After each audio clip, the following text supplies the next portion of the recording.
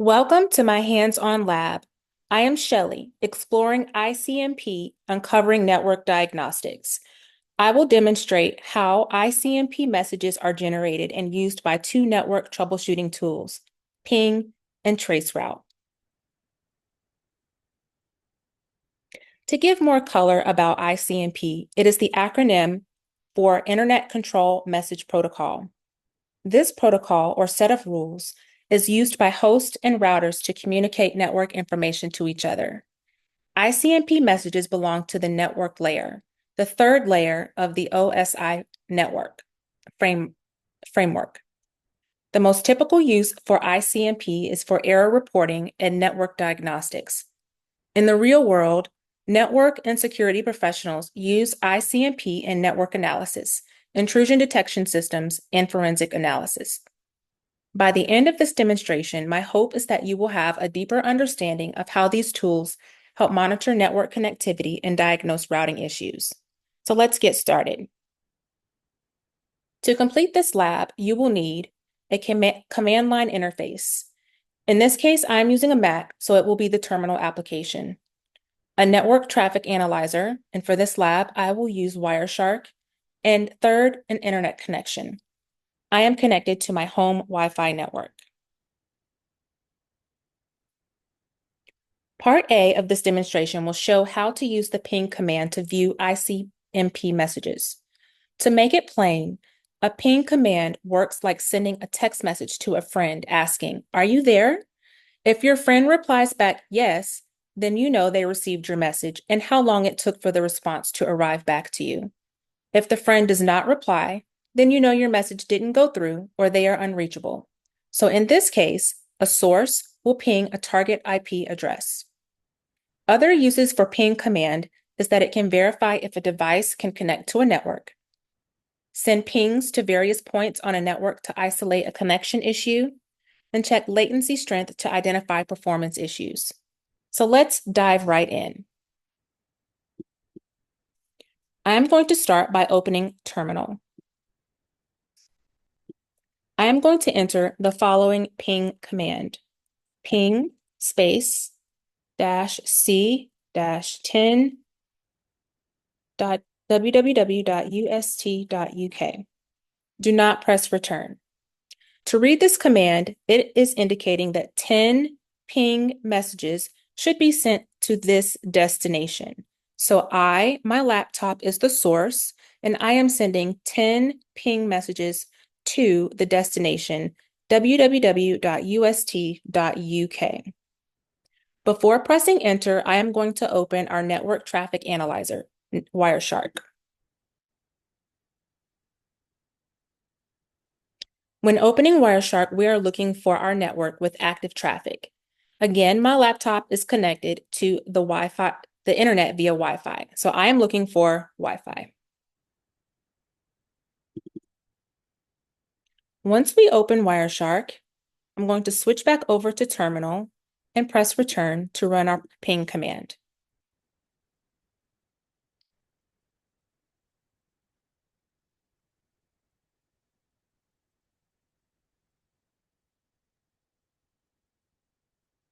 Our command prompt window should look something like this. We can see that the ping command sent 10 query packets to the target IP address of this URL here, and we received 10 packets back. 0% packets lost, so none were lost. What we sent out is exactly what we received back.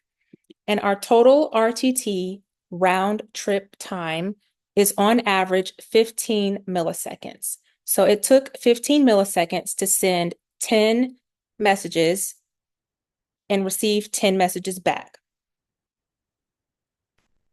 So now that the ping command is complete, I'm going to press stop in Wireshark to stop capturing packets.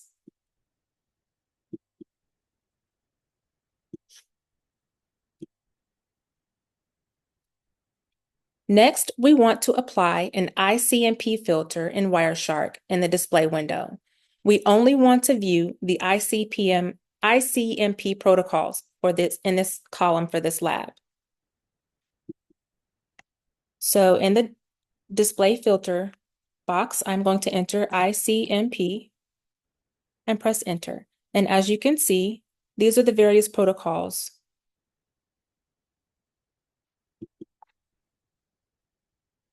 All right, now that we have applied our filter, I want to analyze our content. Before I do that, I want to take note of my laptop's IP address.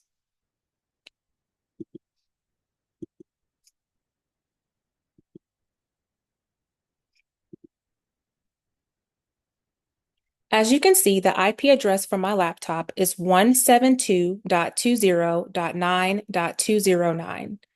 That is also the same IP address as the source. So this confirms that my laptop is the source, and this is my IP address.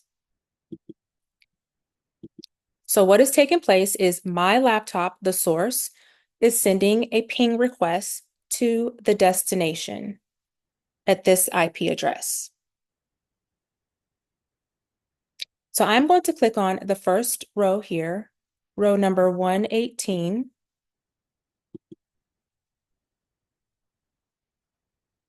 To view some details. The bottom half of Wireshark is the packet contents area, where we can learn additional information about each packet sent and received. As you can see here, this is an ICMP protocol, and it is an echo ping request. And the reply can be found in number 119. Because we are trying to view the ICMP message protocol contents, I'm going to click this arrow to expand the field. Let's call out some details about this request packet. The type is 8 and the code is 0, indicating that this is an echo request. The checksum is good. Checksum status is good, meaning we can verify the integrity of the contents in this packet. It has not been corrupted or altered during transmission. There are also 48 bytes of data in this packet. One important call out is that ICMP packets do not have port numbers because it does not require end-to-end communication between the source and destination address. Because ICMP packets are used for diagnostic and reporting purposes only, port numbers are not needed here. So let's take a look at a reply packet. I'm going to click on number 119, which is the reply to request number 118. Again, to view the contents of the ICMP, I'm going to expand this drop-down field and notice that the type here is 0 and the code is 0. This indicates that the type of message it is a reply. For the request, the type was 8. Again, for this reply, our checksum status is good, so our data has integrity. It has not been changed or altered. And this packet also has 8 bytes of data.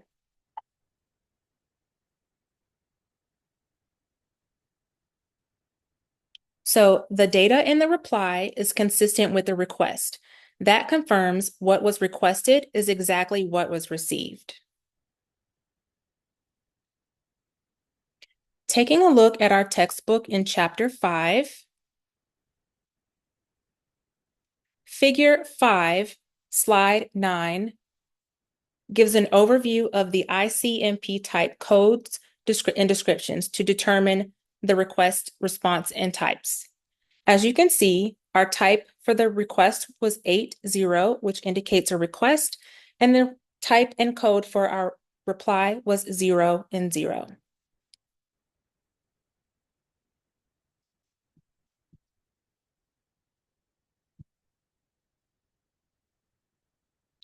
Moving on to part B, the last half, I will capture packets generated by a traceroute command. Traceroute is a tool that shows the path data takes from source to destination on a network. It works by sending small packets with gradually TTL, time to live values. Each time a packet hits a route, the router sends a message back to the computer. As packets hop from router to router, the TTL, time to live value, increases and serves as an identifier where delays or problems occur on the network.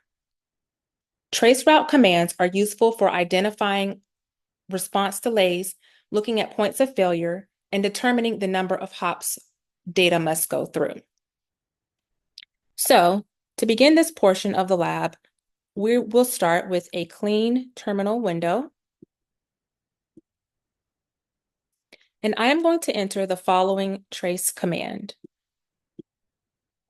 for this lab: traceroute space www.inria.fr. Again, my laptop is the source and this is the destination. So I am trying to determine the path that data takes from my laptop, the source, to this destination, this URL. Before I press return, I'm going to open Wireshark and select our Wi-Fi network. I will navigate back to terminal and press return to run the command prompt.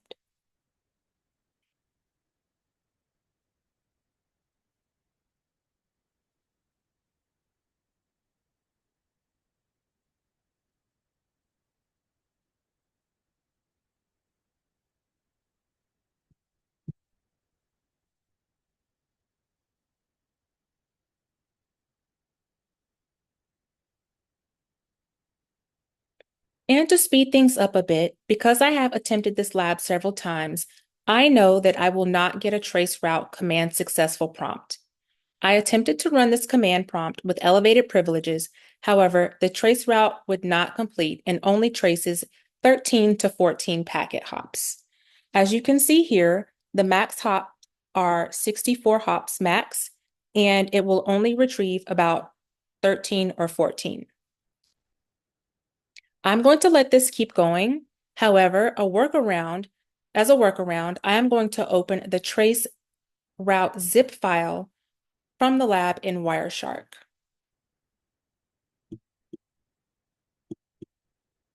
So I will go to File, Open. I will select All Files. And the name of this zip file is called ICMP Ethereal Trace 2. I will open.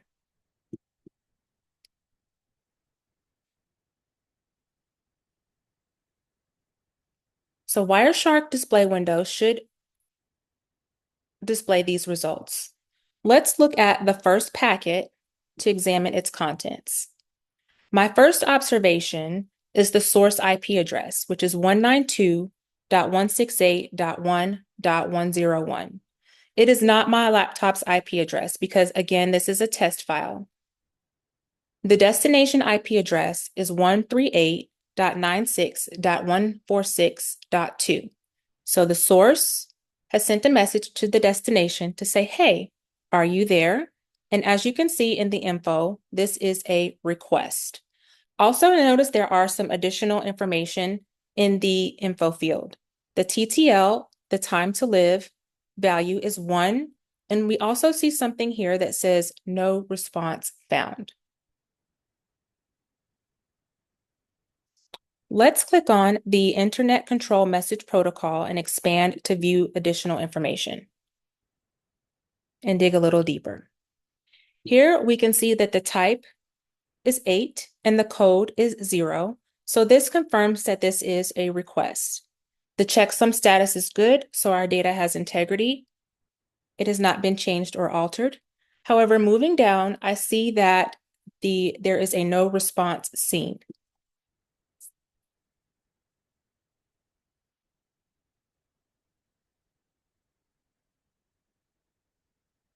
So the destination did not see the ping request. And there are 64 bytes of data in this datagram. Let's look at number 2, at the ICMP contents.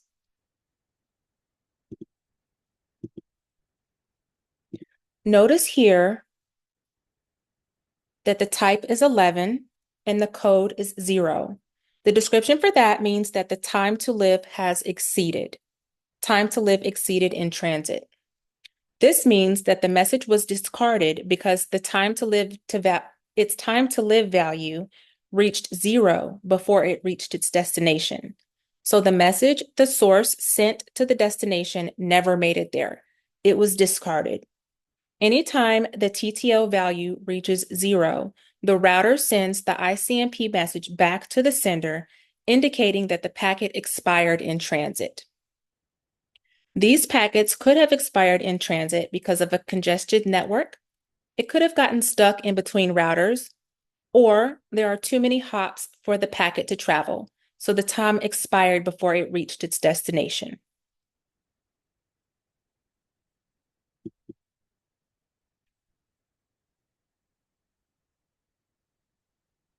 To wrap up, we have explored the basics of ICMP through a practical demonstration of ping and traceroute commands. I've showed you at a high level how these tools help diagnose network connectivity by sending requests and tracking paths. Understanding these concepts is essential for troubleshooting and maintaining a healthy network. My hope is this demonstration gave you a clearer view of how ICMP plays a role in network communication and analysis.